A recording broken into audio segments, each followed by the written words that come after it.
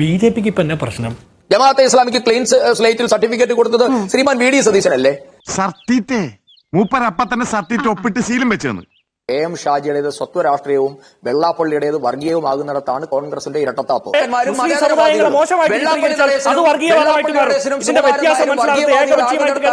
നിങ്ങളുടെ രാഷ്ട്രീയത്തെ ഞങ്ങൾ ചോദ്യം ചെയ്യുന്നത്.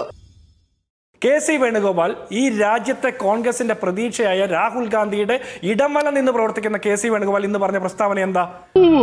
ഇടം വലം നോക്കാതെ ചെയ്തിരിക്കും. വി.ഡി. സതീശന് പൂർണ്ണ പിന്തുണ നൽകിക്കൊണ്ട് കോൺഗ്രസിലെ ഒരു സാധാരണ കോൺഗ്രസ് പ്രവർത്തകന്റെ പൂർണ്ണ ഉത്തരവാദിത്ത ബോധത്തോടുകൂടി എല്ലാവിധ പിന്തുണയോടും കൂടി ഉണ്ടാകും, ഞങ്ങൾ എല്ലാവരും ഒന്നിച്ചാണ് കേരളം ഭരിക്കുന്നത് എന്നല്ലേ പറഞ്ഞത്? മരിക്കുമ്പോൾ ഒരു മൂവർണ്ണക്കൊടി മാത്രം മതി എന്ന് ആഗ്രഹിക്കുന്ന ഒരു സാധാരണ കോൺഗ്രസ് പ്രവർത്തകന്റെ പൂർണ്ണ വികാരത്തോടു കൂടി വി.ഡി. സതീശനെ പിന്തുണയ്ക്കുന്നു. ഇനി രമേശ് ചെന്നിത്തലയുടെ കാര്യമായിക്കോട്ടെ, അദ്ദേഹം നേരത്തെ നിശ്ചയിച്ചത് പ്രകാരം അദ്ദേഹം സ്ഥിരമായി പോകുന്നത് പോലെ ഗുരുവായൂർ ക്ഷേത്ര ദർശനത്തിന് പോയിരിക്കുന്നു. അദ്ദേഹവും ഹൈക്കമാൻഡിന്റെ തീരുമാനത്തിനെതിരായിട്ട് ഒന്നും പറഞ്ഞിട്ടില്ല.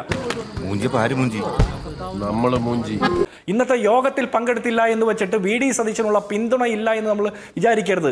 അദ്ദേഹം ഗുരുവായൂർ പ്രാർത്ഥിക്കുന്നത് വി.ഡി. സതീശൻ എന്ന മുഖ്യമന്ത്രിക്കും UDFന്റെ 102 MLA-മാരുടെ നേതൃത്വത്തിൽ വരുന്ന ടീം UDFന്റെ സർക്കാരിനും വേണ്ടിയിട്ട് അടുത്ത 5 വർഷക്കാലത്തെ കേരളത്തിന്റെ പുനരുജ്ജീവനത്തിന് വേണ്ടിയിട്ടാണ്. ഭഗവാനെ, അനീതിയുടെ ഒരുപാട് കഥകൾ പറയാനുണ്ട്. ഒക്കെ സൗകര്യം പോലെ നേരിട്ട് വന്ന് ബോധ്യപ്പെടുത്തിക്കൊള്ളാം.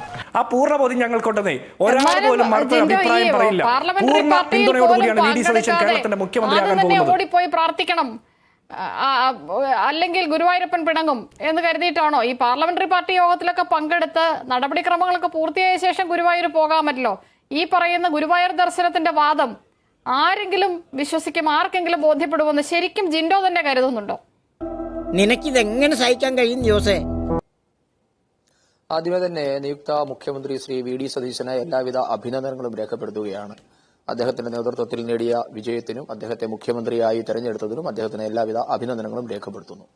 ആദ്യവാദം തന്നെ പൊളിഞ്ഞു. പാർലമെന്ററി പാർട്ടിയിൽ ഭൂരിപക്ഷം ഇല്ലാത്ത ഒരു മുഖ്യമന്ത്രി എന്നത് എക്കാലത്തേക്കും ശ്രീമാൻ വി.ഡി. സതീശന്റെ മേലുള്ള ഒരു ബ്ലാക്ക് മാർക്ക് തന്നെയാണ്. Black mark in the sense അതൊരു പോരായ്മ തന്നെയാണ്. അല്ലാതെ അദ്ദേഹം യുനാനിമസ് ആയി കേരളത്തിന്റെ MLA-മാർ ചേർന്ന് തെരഞ്ഞെടുത്ത നേതാവല്ല എന്നതൊരു വസ്തുതയാണ്.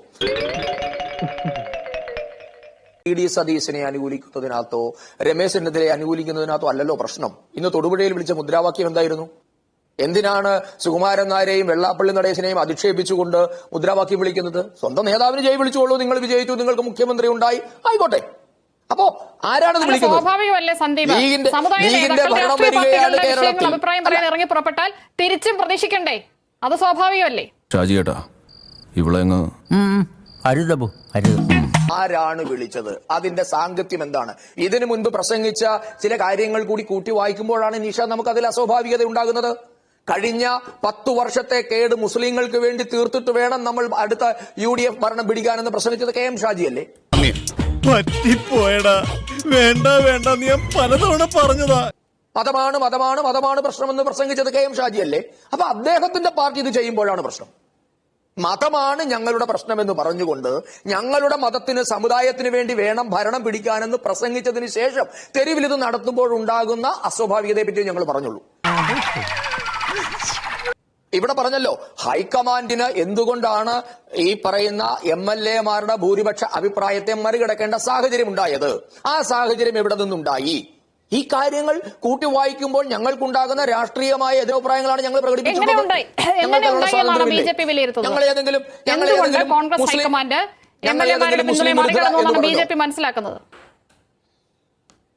തീർച്ചയായിട്ടും ജമാഅത്തെ ഇസ്ലാമിയുടെയും മുസ്ലിം ലീഗിന്റെയും സമ്മർദ്ദം തന്നെയാണ് അതിന്റെ പിന്നിലുള്ളത്. ഇതാകെ വശപ്പശകായല്ല.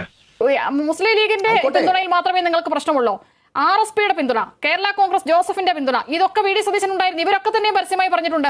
അപ്പോൾ കേരള കോൺഗ്രസ് ജോസഫിന്റെ പിന്തുണയിലും RSPയുടെ പിന്തുണയിലും നിങ്ങൾക്ക് പ്രശ്നമില്ല, മുസ്ലിം ലീഗിന്റെ പിന്തുണയിൽ മാത്രമാണ് പ്രശ്നം. കേരള കോൺഗ്രസ് ഇവിടുത്തെ കത്തോലിക്ക സഭയ്ക്ക് വേണ്ടിയാണ് ഭരണം പിടിക്കുന്നതെന്ന് കേരള കോൺഗ്രസ് എവിടെയും പ്രഖ്യാപിച്ചിട്ടില്ല.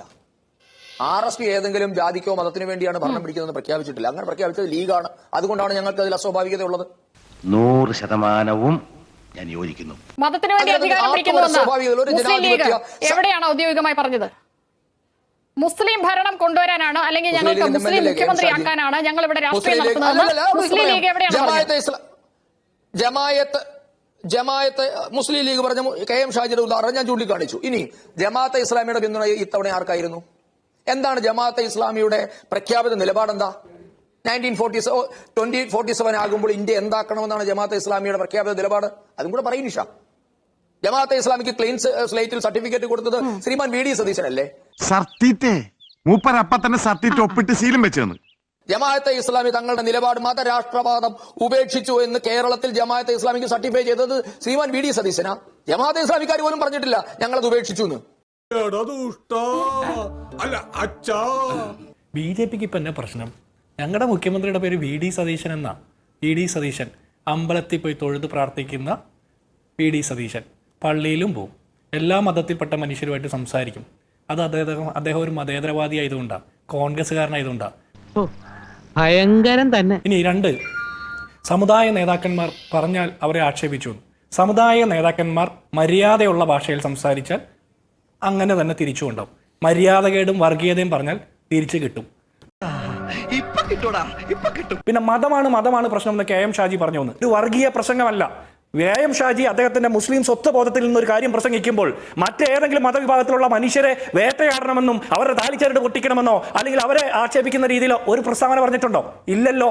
അവനവന്റെ മതത്തിന് വേണ്ടി മറ്റുള്ളവരെ ആക്ഷേപിക്കുന്നതാണ് വർഗീയവാദം. അവനവന്റെ മത സ്വത്വ ബോധത്തിൽ നിന്ന് സംസാരിക്കുന്നതിൽ എന്താ തെറ്റ്? പോയി ചത്തുടട.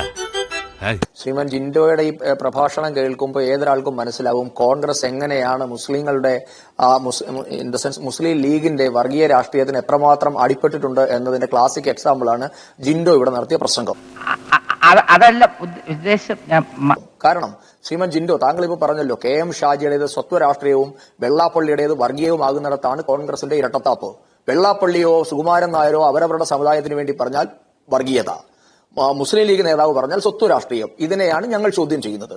നിങ്ങൾക്കിതിനെ ഒരേപോലെ കാണാൻ പറ്റുന്നില്ല എന്നുള്ളിടത്താണ് കോൺഗ്രസിന്റെ വോട്ട് ബാങ്ക് രാഷ്ട്രീയത്തെയും വർഗീയ രാഷ്ട്രീയത്തെയും ഞങ്ങൾ ചോദ്യം ചെയ്യുന്നത്.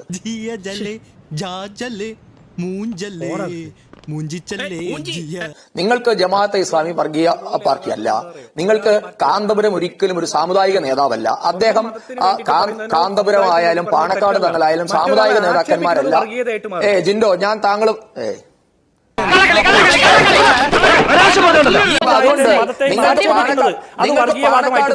അവനവന്റെ മതത്തിനും സമുദായത്തിനും വേണ്ടി പറഞ്ഞാൽ ഒരു തെറ്റുമില്ല. അല്ല, നിങ്ങൾക്ക് എന്റെ പ്രാതിനിധ്യം കിട്ടുന്നില്ല എന്ന് വെള്ളാപ്പള്ളി പറഞ്ഞത് വർഗീയമായി മാറി. അല്ല ജിൻഡോ, ഇത് ശരിയല്ല. ജിൻഡോ, നിങ്ങൾ അവിടെ സമാധാനമായിരിക്കും. നമ്മൾ മാന്യമായിട്ട് അവസാനിപ്പിക്കാം. ഞാൻ വീണ്ടും പറയാം. അല്ല, അത് പറഞ്ഞില്ല. അതിനോടൊപ്പം തന്നെ മുസ്ലിം സമുദായങ്ങളെ ആക്ഷേപിക്കുമ്പോൾ വർഗീയമായിട്ട് കാണുന്നത്. സമുദായങ്ങൾക്ക് വേണ്ടി വാദിക്കണം, വാദിച്ചുകൊണ്ടേയിരിക്കണം. പക്ഷേ മുസ്ലിം സമുദായങ്ങളെ മോശമായിട്ട് ചിത്രീകരിച്ചാൽ അത് വർഗീയവാദമായിട്ട് മാറും. ഇതിന്റെ വ്യത്യാസം മനസ്സിലാക്കുന്നത് ഏകപക്ഷീയമായിട്ട് കേൾക്കുന്നതുകൊണ്ടാണ് നിങ്ങളുടെ രാഷ്ട്രീയത്തെ ഞങ്ങൾ ചോദ്യം ചെയ്യുന്നത്. ഇവിടെ ശ്രീമാൻ VD സതീശൻ തെരഞ്ഞെടുപ്പിന് മുൻപ് മുസ്ലിം സമുദായത്തിലെ മുഴുവൻ സമുദായ നേതാക്കന്മാരുടെയും തിണ്ണനിറങ്ങി. ഏതെങ്കിലും ഒരു ഹിന്ദു സമുദായ നേതാവിന്റെ തിണ്ണനിറങ്ങിയില്ല എന്നിടത്താണ് ഞങ്ങൾ നിങ്ങളെ ചോദ്യം ചെയ്യുന്നത്. മാറിയപ്പോ എന്താണ് സംഭവിച്ചത്? സംസാരിക്കാൻ സമയമില്ല ബാഹു. ഞാൻ പോണു. ഗോപി, അയ്യോ, ഞാൻ ഒന്നിനുമില്ലേ.